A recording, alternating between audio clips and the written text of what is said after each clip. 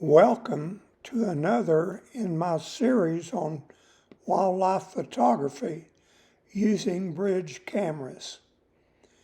In this video, I'll offer some suggestions on how to hold your camera and framing the subject.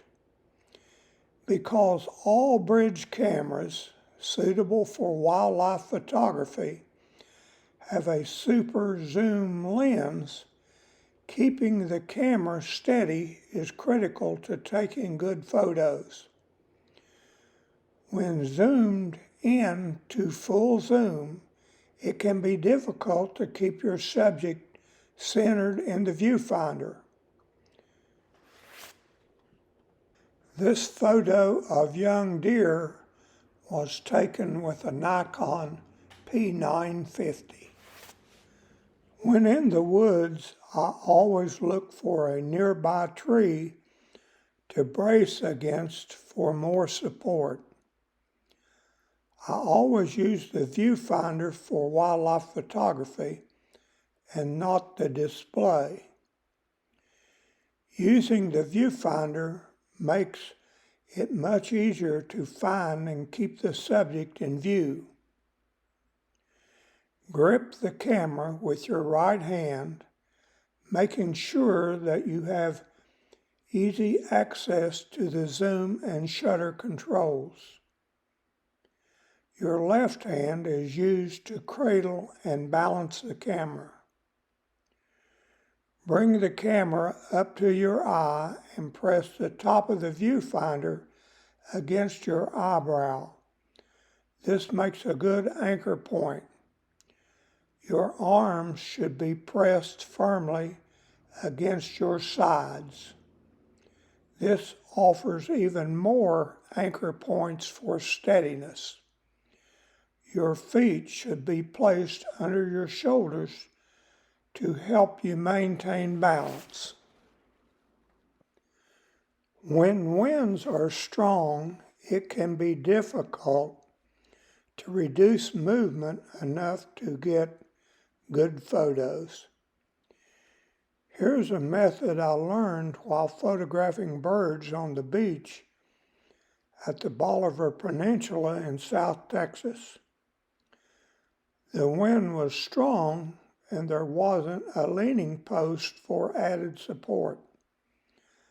I didn't want to get on my knees in the wet sand, so I squatted down, keeping my feet flat, essentially sitting on my calves. Rest your arms on your knees. This method makes for a good foundation, allowing you enough control to get some good photos. I use this position often on windy days when I'm in the open and there is no support nearby. I can also use it in muddy situations. My bridge cameras all have image stabilization, but they can only compensate for so much movement. Movement comes from both subject and the camera. This makes getting good photos a challenge. Choose higher shutter speeds when possible to help with the problem of motion blurring. Now let's look at framing the subject for producing the best photo. There is a rule referred to as the rule of thirds. Mentally or in your editing software, place a tic-tac-toe grid over your photo and notice where the lines intersect. Your subject should be placed in or near one of those intersections. It depends a lot on the photo and what the photographer thinks will produce the most pleasing photo.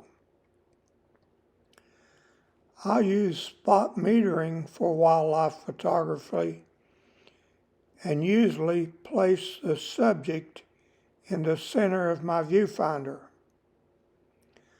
I also use spot focus and locate it in the center of my viewfinder. Sometimes I do lock focus on the center and then move to where I can include other objects in the photo. For example, two animals that I may want to include in the same photo. The bird in this photo is a yellow-rumped warbler. Warblers seldom stay in one place for long, leaving no time to dwell on framing rules. My advice is to shoot first and ask questions later. Take the photo when you have an opportunity, and you may be able to crop the subject to a different position later. I also try to focus on the eye of the animals or lock focus on the eye and move to another part of the animal before taking the photo, but only if I have plenty of time. Thank you for viewing. Please check out my other videos on wildlife photography with bridge cameras, or subscribe. This photo was taken with a Nikon P950.